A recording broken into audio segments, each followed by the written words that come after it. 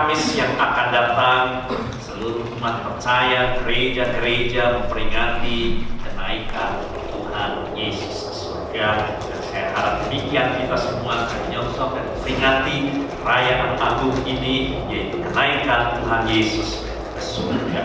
Saudara tahu bahwa dalam banyak kebudayaan, termasuk di Indonesia, hal terakhir yang dilakukan oleh seseorang, entah perkataannya, entah perbuatannya, dianggap sangatlah penting, kan? Ya, bahkan dalam budaya di Indonesia yang dilakukan orang terakhir kali bahkan dikatakan sebagai wasiat, begitu rupa.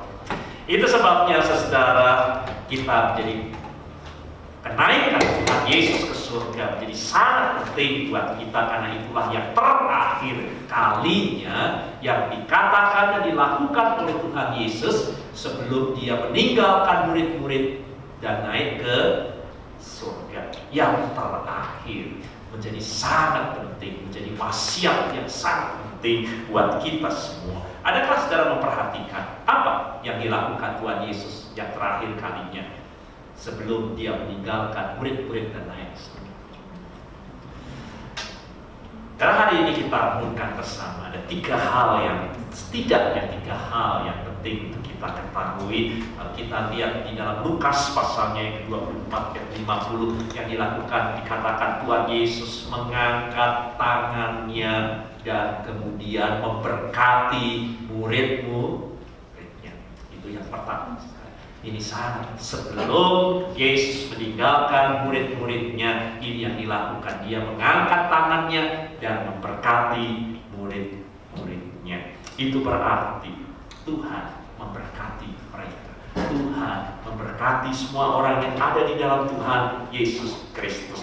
Dan Tuhan memang sumber segala berkat. Dalam sepanjang kehidupannya, Tuhan memberkati umat manusia. Tuhan memberkati murid-muridnya. Tangan Tuhan Yesus adalah tangan yang penuh berkat, tetapi menjadi sangat istimewa pada waktu Tuhan Yesus akan pergi meninggalkan mereka untuk mengingatkan satu, bahwa kita adalah umat yang diberkati. Apapun kondisi dan situasi yang akan terjadi, murid-murid diingatkan bahwa kita di dalam Kristus adalah umat yang diberkati. Kita hidup dalam berkat-berkat Tuhan, dan yang istimewa dalam kenaikan itu bukan hanya berkat-berkat jasmania yang fana dalam kehidupan ini, tetapi yang teristimewa kenaikan itu menyatakan berkat yang paling besar, yang paling hakiki dalam kehidupan kita, yaitu kasih Allah yang membawa keselamatan buat kita. Memang ada banyak berkat yang penting, kesehatan kita, uang, rezeki, rumah, semua, tetapi semua fana. Dan memang Tuhan memberi berkat kepada kita semua, kita tidak usah khawatir. Tetapi Tuhan dikatakan cari lebih dahulu kerajaan Allah dengan segala galanya. Ini yang hakiki, dan itulah kerajaan Allah, kerajaan surga itulah yang diberkatkan kepada murid-murid Tuhan Yesus, untuk menunjukkan bahwa kita orang-orang percaya juga akan naik ke surga. Ini anugerah berkat yang besar. dapat lihat dalam Yohanes 14:2-3, Yohanes 17:20, suatu kepastian sebagaimana Yesus naik ke surga. Dia datang dari surga dan naik ke surga, dan demikian kita diingatkan semua yang ada di dalam Kristus beroleh berkat yang melampaui semua hal yang fana. Sebab yang di fana ini sebentar akan kita tinggalkan, tetapi ada berkat yang terbesar dalam hidup kita, yaitu kasih Allah yang membawa kita kepada keselamatan dan membawa kita ke surga. Jadi seperti kebangkitannya, kenaikannya ke surga juga merupakan pola yang akan diikuti oleh semua orang yang percaya kepada-Nya. Kita semua akan dibangkitkan, kita semua akan dibawa ke surga buat setiap orang yang ada di dalam Kristus. Dan itu yang pertama. Itulah berkat kehidupan kita. Itu sebabnya mari kita rayakan, mari kita syukuri, mari kita peringati peristiwa agung itu. Yang kedua, bukan hanya berkat, tetapi kalau saudara baca di dalam Kisah Para Rasul pasal 1 ayat 20, Yesus mengingatkan dan menegur mereka. Memang berkat menyenangkan, tetapi kita lihat Yesus bukan hanya datang memberi berkat, Yesus juga datang memberi peringatan kepada kita, juga memberikan teguran kepada kita. Maka pada waktu sebelum Yesus, wasiat yang diberikan juga teguran sangat keras. Teguran apakah itu? Yaitu murid-murid yang terus memandangi langit. Dia ditegur untuk tidak hanya memandangi langit dan surga, jangan hanya merenungkan surga yang memang sudah menjadi kepastian buat setiap orang yang percaya, dan kemudian tidak melakukan apa-apa, sehingga dikatakan, hai orang-orang Galilea. Mengapa Yesus berkata, hai orang-orang Galilea? Untuk mengingatkan bahwa mereka belum waktunya naik ke surga. Mereka masih orang Galilea, masih orang yang hidup di dunia, di sini dan kini. Itu berarti mereka diingatkan, bukan hanya mereka merindukan surga, tetapi ada tugas dan panggilan penting yang harus kita lakukan di bumi ini sebelum kita akan dibawa semua naik ke surga. Maka yang ketiga menjadi sangat penting yang dilakukan oleh Tuhan Yesus. Ia memberi amanat kepada kita, dan amanat itu adalah untuk mewartakan, menyaksikan, membagikan kasih Allah itu yang membawa kepada keselamatan buat umat manusia. Tetapi kamu akan menerima kuasa kalau Roh Kudus turun ke atas kamu, dan kamu menjadi saksiku. Itu amanat yang sangat penting, itu wasiat yang sangat penting sebelum Yesus naik ke surga. Mulai dari Yerusalem, Yudea sampai ke ujung bumi. Kita simpulkan satu kalimat: Yesus memberkati, Yesus memberi amanat. Artinya kita adalah umat yang diberkati untuk menjadi berkat. Kita diberkati untuk menjadi umat yang memberkati kehidupan dunia ini. Bukan kita yang menjadi umat yang diberkati dan haleluya untuk diri kita sendiri. Berkat itu, keselamatan, kasih Allah yang dinyatakan bukan untuk kita semata-mata, tetapi untuk kita saksikan, untuk kita wartakan, untuk kita bagikan. Kita diberkati untuk menjadi berkat. Itu wasiat amanat yang sangat penting di dalam kenaikan Tuhan Yesus Kristus ke surga. Maka saudara, hari ini mari kita renungkan bersama, kita diselamatkan. Puji Tuhan, kita ini diselamatkan. Itu berkat Tuhan yang terulur buat kita semua. Tetapi bukan dimaksudkan untuk kita menikmati keselamatan itu sendiri, tetapi untuk membagikannya. Kita dikasih agar kasih yang sama yang kita terima dari Allah itu kita pakai untuk mengasihi orang lain. Kita diselamatkan bukan untuk hidup sendiri-sendiri, tetapi menjadi satu sebagai umat di mana kita semua merasakan kasih itu, untuk kemudian kita saling, karena ini sangat penting, alelo satu dengan yang lainnya.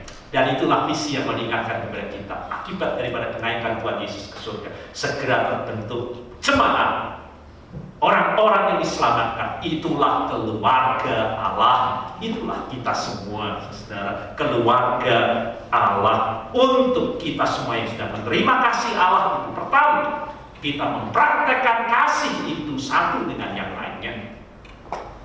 Kalau gereja sebesar apapun tidak ada praktek saling, saudara hanya datang ke gereja, duduk, pulang, dengarkan khotbah. Untuk apa gereja? Dengarin khotbah, sudah duduk, pulang. Tapi sudah tidak ada saling satu dengan yang lainnya, saling memperhatikan, saling mendoakan, saling, dan tidak ada jemaat atau kesatuan tubuh Kristus, saudara belum hidup dalam berkat rahmat.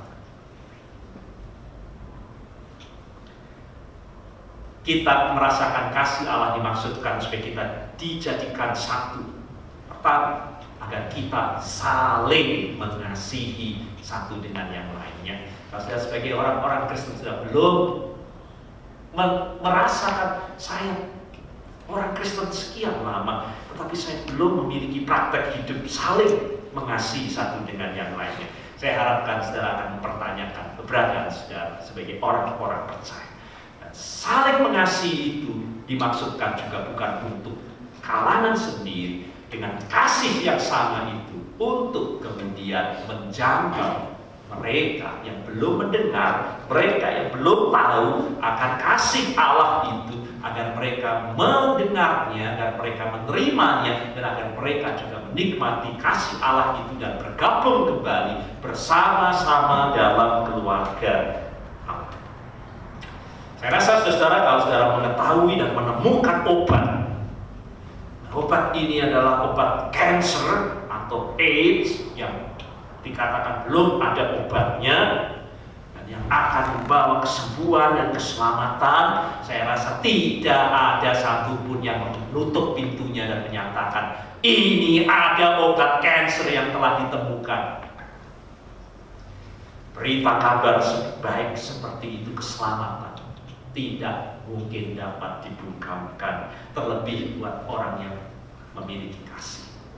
Kalau kanker ditemukan obatnya, saya berita kabar gembira ini harus diwartakan kepada setiap orang. Kalau saudara menemukan sesuatu yang dapat memperpanjang usia umur orang 50 tahun lagi, tidak usah kekal 50 tahun lagi, dan tidak ada orang yang akan menutup. Kalau saudara memiliki kasih, kabar baik itu akan kita wartakan. Dan saudara, lebih-lebih buat kita umat yang diberkati oleh Tuhan, hal yang kekal, hal yang abadi, keselamatan, bukan hanya obat kanker yang akan membuat saudara mati lagi, juga bukan hanya memperpanjang umur 50 tahun lagi, tetapi ini kehidupan kekal, keselamatan di surga melampaui segala-galanya. Adakah kita menutup mulut kita? Adakah kita tidak mewartakan kabar baik itu? Maka saudara, mari kita ingat bahwa kenaikan Tuhan Yesus ke surga tidak dapat kita pisahkan dari kesaksian.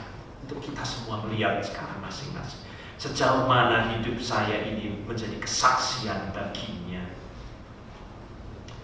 Berapa orang yang merasakan kasih Allah oleh karena kesaksian saya dalam hidup saya ini. Saudara, renungkan itu pada Kamis nanti. Apakah saudara sungguh-sungguh memperingati kenaikan Tuhan Yesus ke surga dengan melihat kehidupan saudara? Apakah saya ini saksi dari Allah akan kasih Allah yang membawa keselamatan itu? Maka mari kita lihat yang pertama, bagaimana saudara dapat memulai supaya saudara dapat sungguh-sungguh hidup sesuai dengan wasiat dan amanat kenaikan Tuhan Yesus ke surga. Satu, saudara, lakukan. Saudara dengan sengaja, itu berarti sungguh-sungguh dan sengaja, saudara sekarang putuskan mau melibatkan diri,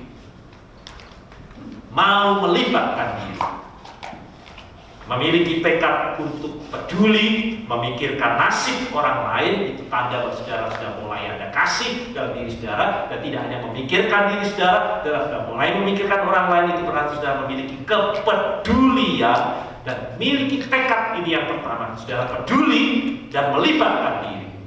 Selama saudara tidak ada kepedulian dan tidak melibatkan diri, tidak akan pernah ada kesaksian dalam kehidupan kita ini. Dimulai dari kepedulian dan kemudian kita melibatkan diri dengan melihat orang-orang yang ada di sekitar kita ini.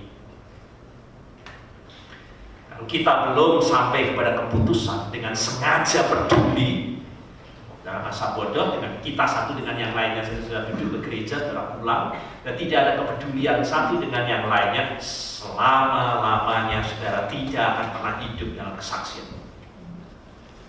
Hanya orang yang mulai bertekad, sebagaimana Allah turun ke dunia peduli dengan saya yang berdosa dan bahkan mati di kayu salib. Kepedulian itu adalah langkah pertama kesaksian.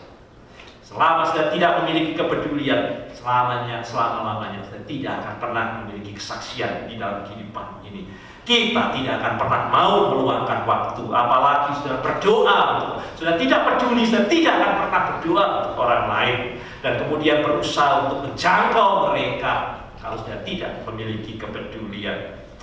Memang saudara, lebih mudah buat kita untuk kita diam, untuk kita silence, ketika orang-orang di sekitar kita ini hidup dan mati tanpa mengenal Kristus. Kalau saudara tanya kekasih kita yang tumbuh bersama dengan kita, Karissa, sekarang berada jauh dari kita, meninggalkan papa dan mamahnya dan berada di Thailand. Saya tanya hatinya, ada apa dengan hatinya? Saya rasa dimulai dengan satu, kepedulian. Kalau dia tidak memiliki kepedulian, tidak ada kaki dan tangan yang akan bergerak dalam kehidupan kita ini untuk kita ini bersaksi. Rasul Paulus, saudara, selalu berjuang untuk menjangkau orang-orang yang belum percaya karena ia peduli dengan apa yang menjadi kepedulian utama dari Allah. Allah memiliki kepedulian. Dan kalau kita ini menjadi umat Allah, kita juga memiliki kepedulian yang sama dengan Allah. Rasul Paulus memiliki kepedulian yang sama dengan kepedulian utama dari Allah. 1 Korintus pasal 3 ayat 6 berkata, aku menanam, Apolos menyiram, dan Allah yang memberi pertumbuhan. Rasul Paulus berkata, tidak pernah sendiri, ada Apolos, ada yang lain. 1 Korintus 3 ayat 9, karena kami adalah kawan sekerja Allah, kamu adalah ladang Allah, bangunan Allah. Tidak begitu jelas artinya, saya akan baca dalam bahasa Indonesia sehari-hari. Kami adalah orang-orang yang sama-sama bekerja. Nah, saya rasa makin jelas maksudnya. Tidak sendiri-sendiri, kesaksian sejak awal tidak sendiri-sendiri. Kami adalah orang-orang yang sama-sama bekerja untuk Allah, dan kalian itu bersama adalah seperti ladang dari Allah. Khotbah 4 ayat 9, berdua lebih baik daripada seorang diri. Maka saudara perhatikan, Yesus mengutus muridnya tidak pernah sendiri-sendiri. Baca itu ya, diutus selalu berdampingan sedemikian rupa. Berdua lebih baik daripada seorang diri. Maka mari kita ingat kembali di khotbah 4 tahun yang lalu untuk mengingatkan supaya lahir di gereja kita ini yang disebut kelompok di mana satu dengan yang lainnya mempraktikkan alelon atau saling satu dengan yang lain. Apakah saudara memiliki kelompok kecil, small group dalam kehidupan saudara bergereja? Ini sangat penting. Gereja yang bertumbuh, gereja yang dipakai Tuhan adalah gereja yang memiliki kelompok di mana mereka mempraktekkan hubungan satu dengan yang lainnya. Kita berdampingan side by side, berusaha memimpin teman dan anggota keluarga kita untuk bertumbuh di dalam Kristus. Itulah bacaan kita, Markus 12 ayat 1 sampai dengan 12. Kita lihat 4 teman membawa satu orang yang lumpuh. Kalau tidak ada 4 orang ini, saya pikir bagaimana orang lumpuh ini bisa naik ke atap, bisa turun. Dia membutuhkan 4 orang, saudara. Ini kelompok untuk orang mengalami hadirat Tuhan di dalam kehidupannya. Tidak berusaha dan berjuang sendiri-sendiri. 4 orang ini mengusung 1 orang ini bersama-sama, berjuang bersama, mendoakan bersama, membawanya bersama kepada Kristus. Dan kita lihat bagaimana Tuhan menyembuhkan dan memulihkannya. Dari bacaan kita mengingatkan betapa pentingnya kelompok dalam kehidupan kita ini. Kita akan beroleh kekuatan, dorongan satu dengan yang lainnya ketika kita berada di dalam kelompok satu dengan yang lainnya. Allah menghendaki kita sebagai satu tubuh Tuhan ini bekerja sama. Work together, berdampingan side by side dalam mengerjakan pekerjaan Tuhan. Saya bacakan Filipi pasal 1 ayat 27b. Kamu teguh berdiri dalam satu roh, sehati sejiwa, berjuang bersama-sama untuk iman yang timbul dari berita Injil.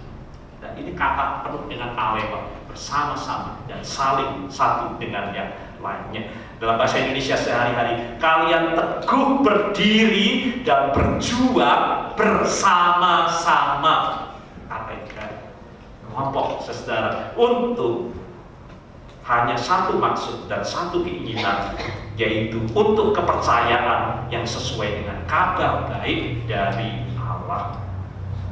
Maka saudara izinkan saya untuk mengingatkan kembali, visi kita adalah untuk memperkokoh keluarga Allah. Itu berarti saudara harus mulai memikirkan hubungan. Kalau saudara bergereja selama ini sudah tidak memiliki hubungan saling satu dengan yang lainnya, ini saatnya buat kita saudara untuk meneguhkan kembali kelompok, small group, apapun namanya, KTB, satu dengan yang lainnya adalah alat yang Tuhan sediakan buat kita, alat yang sangat ampuh untuk menjadi kesaksian dan penginjilan yang sangat penting buat kita.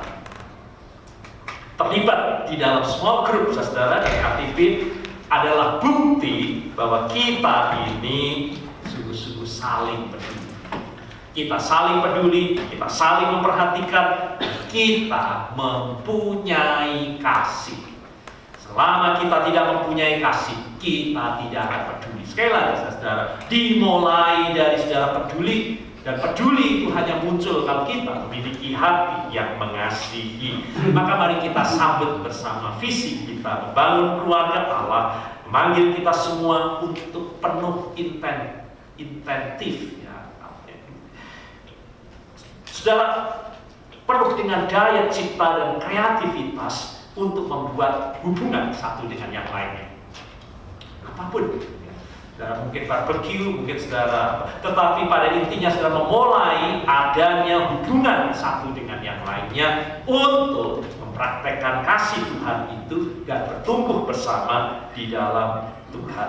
Maka saya berdoa saudara ini ulangan kembali dari 4 tahun yang lalu, supaya saudara, kalau saudara belum, Tuhan pakai saya untuk mengajak, mengundang orang memulai sebuah kelompok di mana kami akan saling bertumbuh bersama, saling mendoakan, saling memperhatikan. Dan kelompok sudah mengundang. Kalau saudara tidak mengundang, serahkan diri saudara untuk bergabung dengan kelompok-kelompok yang lain, dengan ajakan orang lain untuk saudara mulai belajar berkumpul satu dengan yang lainnya. Saya berharap kita semua akan berdoa. Ini adalah bukti bahwa kita memperkokoh keluarga Allah dalam kehidupan kita. Agar saudara memulai kelompok, mempraktekkan hubungan saling satu dengan yang lainnya. Tetapi ini bukan eksklusif, tertutup buat orang lain. Justru small group itu dimaksudkan memang untuk saling mengasihi, memperkokoh satu dengan yang lainnya. Tetapi saudara ingat, ini dipakai untuk menjangkau orang lain. Itu sebabnya disebut sebagai cell group. Sel ini selalu berkembang saudara.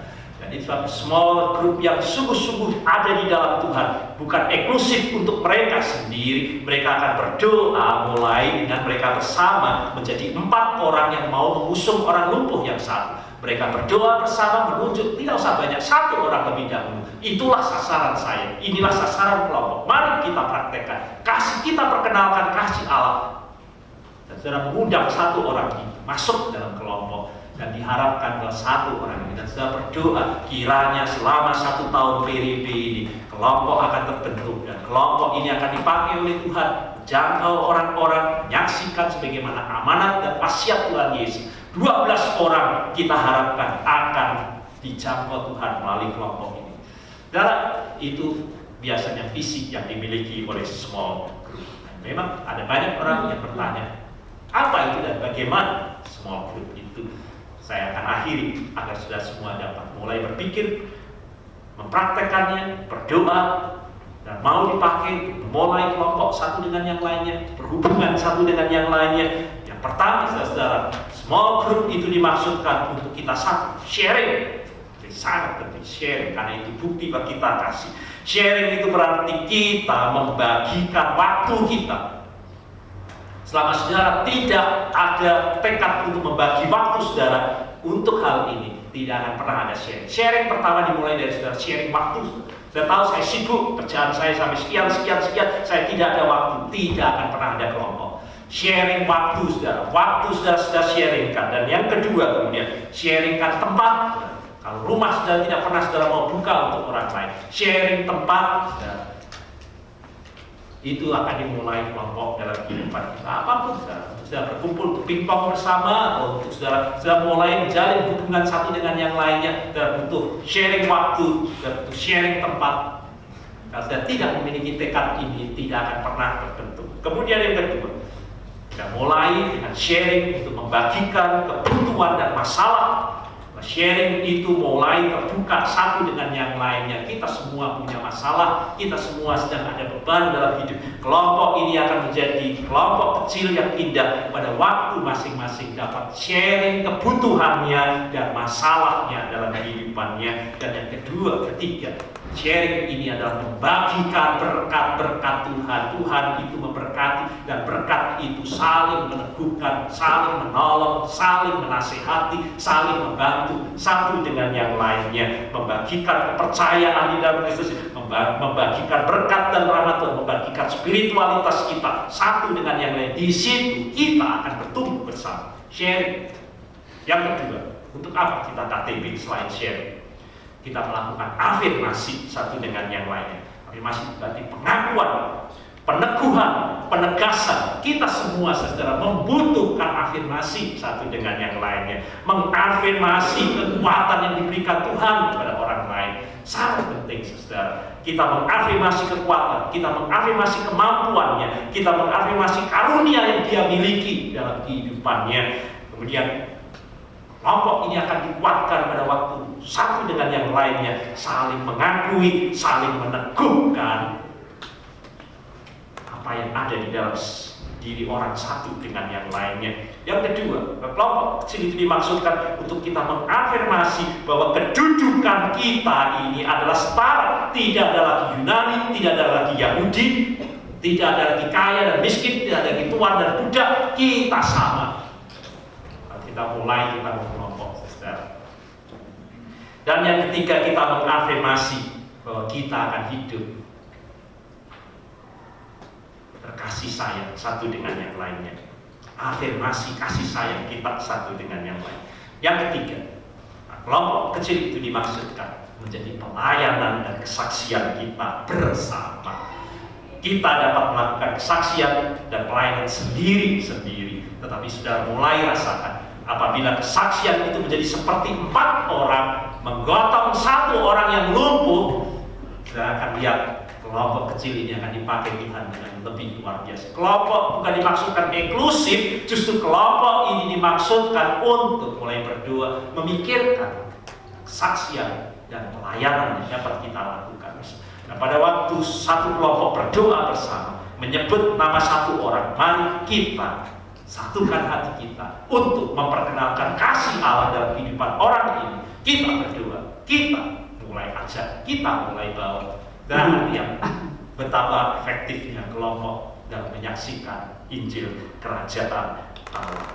Bertanggung jawab satu dengan yang lain, menyatakan konkret pengampunan, perdamaian, rekonsiliasi satu dengan yang lainnya. Pada waktu sudah berkelompok, sudah akan diingatkan, tidaklah mudah mengampuni. Lebih banyak orang berpisah satu dengan yang lainnya. Orang yang berkelompok hanya ada satu bukti bahwa dia bisa saling mengampuni. Saya rasa sudah suami istri, mengapa saudara bisa terus bersama-sama?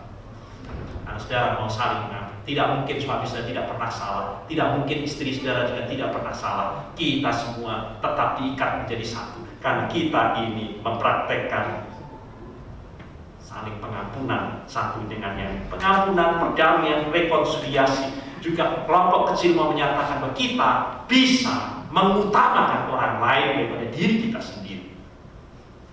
Tidak mudah. Di mana kita bisa mempraktekannya? Dalam kelompok. Kita baru tahu bahwa orang ini bisa mengorbankan sesuatu untuk temannya.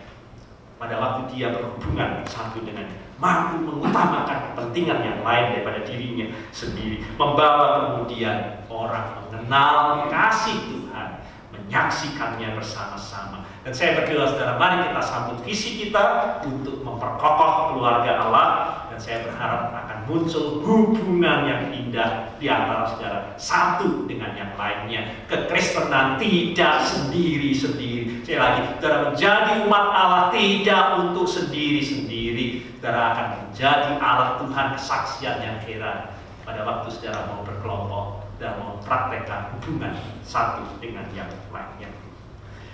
Amin.